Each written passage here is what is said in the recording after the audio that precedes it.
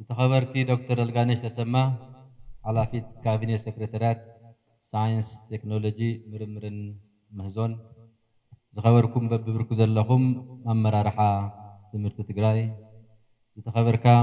አምባሳደር ትምህርቲ ትግራይ ክቡር ዶክተር ዘሩ ገብረ ሊባኖስ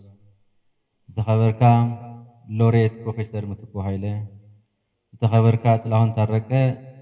አባል አመራርሓ መምህራን ማሕበር መምህራን ኢትዮጵያ ዝተኸበርክ ንግስቲ ጋረድ ምክትል ወንበር ማሕበር መምህራን ትግራይ ዝኸበርኩም አመራርሓ ማሕበር ወለድ ተምሃሮ ትግራይ አትጠጋይ ይቅርታ ዝኸበርኩም ገበርቲ ሰናይ ትካላትን መሓዙት ልምዓትን ዝኸበርኩም ሓርበኛታትን ስድራ ሓርበኛታትን ዝኸበርኩም ተሸለምቲ ብሉጻት መምህራንን አመራርሓ አብያተ ትምህርትን ትግራይ ክቡራትን ክቡራንን ቅድሚ ኩሉ ኣብዚ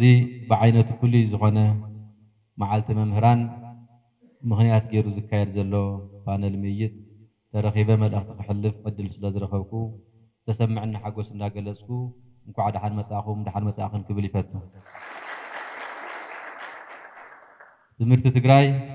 ብሰንኪቱ ኣብ ልዕልና ዝተዓወጀን ዝተፈጸመን ጀኖሳይዳዊ ኩናት ዓቕምታት ሓይሊ ሰብ ትምህርቲ ኣብ ፊዚካላዊ ቅርፂ ኣብያተ ትምህርትን ናውቲ ትምህርትን ኣብ ስርዓተ ትምህርትን ምሕደራ ትምህርትን ስፍሓትን ጥልቀትን ዘለዎ ዕንወትን ኪሳራን በፂሕዎ ብመሰረቱ ተዛቢዑ እዩ። ስለ ዝኾነ ድማ ኣብዚ ሕዚ ሰዓት በቲ ሓደ ገጽ ካብዚ ዕንወትን ኪሳራን ንምውፃእ በቲ ካሊእ ገጽ ድማ ምስቲ ኣብዚ ዓዲ ኣብዚ ሃገር ዝትግበር ዘሎ ሃገራዊ ፖሊሲ ትምህርቲ ኣጠዓዒምካ ንምኻድ ኣብ ከቢድ መንቀራቐር ይርከብ። ካብዚ ኩለንተናዊ ፀገም ንምውፃእ ሕውየትን ዳግም ህንፀትን ትምህርቲ ክካየድን ተበፃሕነት ፍትሓውነት ፅሬትን ኣግባብነትን ትምህርቲ ንምርግጋፅ ብዘይካ ርኡይ ተሳትፎ መምህራንን አመራርሓ ትምህርትን ዘይሳኻዕ ምዃኑ እሙን እዩ። መምህራን ትግራይ ስሩዕ ዘመናዊ ትምህርቲ ናብ ትግራይ ካብ ዝተኣታቶ ጀሚሩ በብግዚኡ ንዝተመዝገቡ ውፅኢታት ዘይትካእ ግደ ዝተፃወቱ ኮይኖም ብፍላይ ድማ በቲ ጀኖሳይዳዊ ኩናት ኩለንተናዊ ዕንወትን ኪሳራን ዝበፅሖ ብመሰረቱ ዝተዛብዐን ትምህርቲ ትግራይ ንምቅናዕ መምህርነት ሙያዊ ግዴትኦም ስለ ዝኾነ ጥራሕ እንተይኮነስ ህንፀት ወለዶ ከም ሓደ ኣካል እቲ ብሄራዊ ተጋድሎ ቆፂሮም ትምህርቲ ንምክያድ ኣብ ዘይኽእልሉ ኩነታት እውን ኮይኖም ኣብ ልዕሊኦም ዘሎ ፀገም ተፃዊሮምን ፀገም ማሕበረሰቦም ብትምህርቲ ኣቢሎም ክፈትሑ ቃለሱ ዘለው ተጋደልቲ እዮም። እዚ ብምርዳእ ቢሮ ትምህርቲ ትግራይ ምስ አምባሳደር ትምህርቲ ትግራይ ክቡር ዶክተር ዘሩ ገብረ ሊባኖስን መራኸብቲ ሓፋሽ ትግራይ ብምትሕብባር ማሕበረሰብና ንመምህራንን ሞያ መምህርነትን ግቡእ ክብሪ ንክህብ ንምልዓዓል ማሕበረሰብ ትምህርቲ ማለት እውን መምህራን አመራርሓ ትምህርትን ትግራይ እቲ ዝጀመርዎ ስራሕ ኣጠናኺሮም ንክቕፅሉ ንምብርትታዕን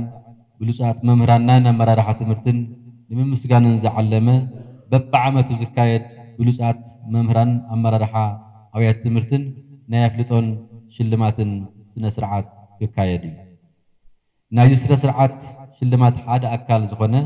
ኣብዚ ሕዚ ሰዓት ነካይዶ ዘለና ዘተ መምህርነት ኣብ ትግራይ ካበይ ናበይ ዝብልን ከምኡ እውን ግደ መምህራን ኣብ ህንፀት ትግራይ ኣብ ዝብሉ ዛዕበታት ክንዝት ኢና። ኣብዚ ዘተ ማሕበረሰብ ትምህርቲ ትግራይ ህዝብን መንግስትን ትግራይ ዕዮ ገዛና እንወስደሉን ኣብ ዝቕፅል ዓመት እንትንራኸብ እውን ኣበይ በፂሖም ኢልና እንግምግመሉን ዋኒናት እውን ክንወስድ ኢና።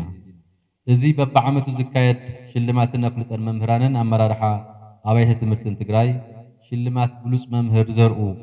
ተባሂሉ ዝፅዋዕ ኮይኑ ማኔጅመንት ቢሮ ትምህርቲ ትግራይ አምባሳደር ትምህርቲ ትግራይ ዝኾኑ ክቡር ዶክተር ዘሩ ገብረ ሊባኖስ ኣብ ትምህርቲ ትግራይ ይገብርዎን ዘለው መዳርግቲ ኣልቦ ልግስን ስራሕን ንምምስጋንን ኣፍልጦን መሃብን ዝተዋሃበ ሽም እዩ። አምባሳደር ትምህርቲ ትግራይ ክቡር ዶክተር ዘሩ ገብረ ሊባኖስ ተስፋ ኣብ ዘስእን ኩነታት እውን ኮይና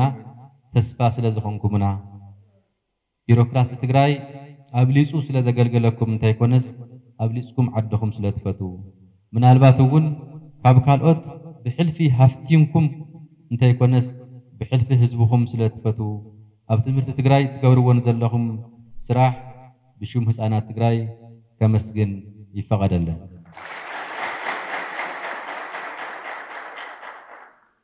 ኣብ መወዳእታ እዚ መድረኽ ንኽሳኻዕ ኣስተዋጽኦ ንዝገበርኩም ወገናት ማለት እውን ኤጀንሲ መራኸቢ ሓፋሽ ትግራይ ማሕበር መምህራን ትግራይ ዩኒቨርሲቲ መቐለ ኤጀንሲ ምርጋፅ ጽሬት ትምህርቲ ትግራይ ሰራሕተኛታት ዘርኡ ቢዝነስ ግሩፕ በብብርኩ ዘለኹም ኣመራርሓ ትምህርቲ ትግራይ እዚ ፕሮግራም ንኽሳኻዕ ንዝገበርኩሞ ዘይተሓለለ ፃዕሪ እንዳመስገንኩ ኣምባሳደር ትምህርቲ ትግራይ ክቡር ዶክተር ዘርኡ ገብረ ሊባኖስ እዚ ዘተ እዚ ዋዕላ ኣመልኪቶም መልእኽቲ ንኽሕልፉ ይዕድም ይቐኒየለይ ትግራይ ትስዕር